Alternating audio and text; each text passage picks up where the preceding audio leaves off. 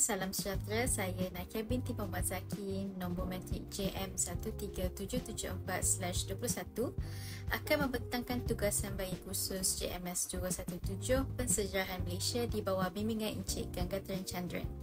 Berdasarkan kenyataan ini iaitu menurut Koo Kay Kim dan Muhammad Yusof Hashim, pensejarahan di Malaysia bermula pada zaman Kesultanan Melayu Melaka hingga kini. Jadi kita akan membincangkan pandangan daripada kedua-dua sejarawan ini mengenai pensejarahan di Malaysia. Baik, pertama sekali, apa itu pensejarahan? Pensejarahan merujuk kepada proses penulisan dan kajian tentang sejarah. Ia bukannya hanya tentang peristiwa yang sudah berlaku, tetapi juga langkah atau cara bagaimana peristiwa itu dirakam dan ditafsir. Dalam konteks Malaysia, pensejarahan ditafsir secara berbeza oleh para sejarawan yang tertentu. Oleh itu, kita akan memfokuskan kepada dua tokoh yang penting, iaitu Koo Kay Kim dan Muhammad Yusof Hashim, untuk melihat bagaimana mereka mentafsir permulaan dan perkembangan pensejarahan di Malaysia. Baik, kita mulakan dengan mengenali siapa itu Koo Kay Kim.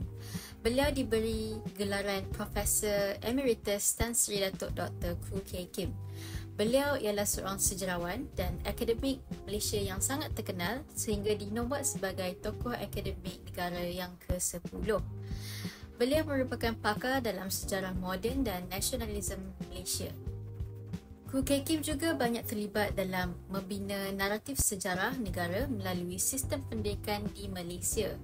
Pandangan beliau memainkan peranan yang penting dalam pembentukan identiti sejarah kebangsaan. Menurut Koo Kay Kim, pensejarahan Malaysia dia bermula melalui tradisi lisan dan budaya yang tersusun dalam masyarakat Melayu.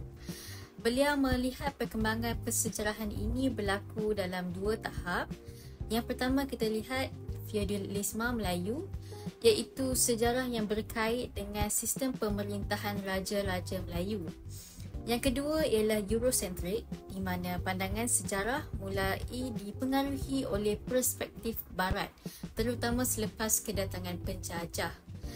Hal ini kita dapat lihat bahawa pensejarahan Malaysia tidak hanya wujud dalam bentuk tulisan, tetapi juga melalui budaya dan tradisi masyarakat. Seterusnya, mari kita kenali Profesor Muhammad Yusof Hashim. Beliau merupakan seorang Profesor Emeritus dalam pengajian bidang sejarah di Universiti Malaya.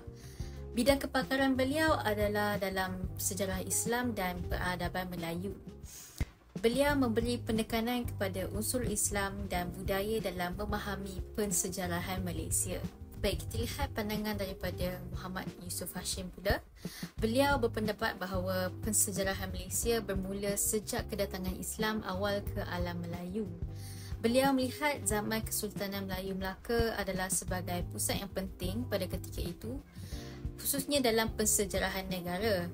Beliau menekankan penggunaan dokumentasi yang bertulis seperti Sejarah Melayu, Undang-Undang Melaka serta catatan daripada pelawat-pelawat asing, contohnya dari pedagang dari China. Selain itu, beliau juga mengkaji sumber-sumber daripada penulisan Arab, Parsi dan tulisan Jawi yang menunjukkan wujudnya dokumentasi sejarah Islam yang kaya dalam peradaban Melayu.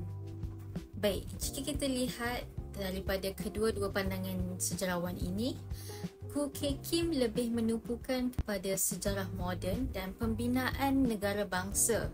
Beliau menggunakan sumber rasmi dan sejarah lisan.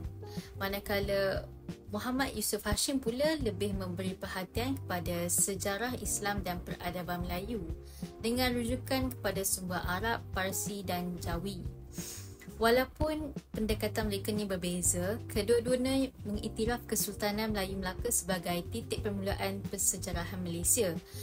Perbezaan ini menunjuk bahawa pensejarahan boleh ditafsir dari pelbagai sudut sama ada dari segi budaya, politik maupun agama.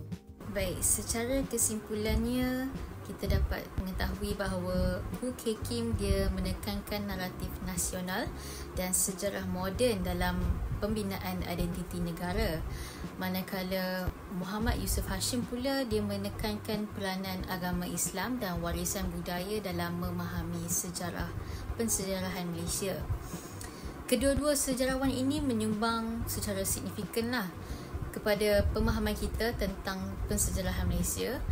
Melalui pandangan mereka, kita dapat melihat bahawa sejarah ini bukan hanya sebagai rentatan peristiwa, tetapi sebagai membentuk identiti dan jati diri bagi negara kita.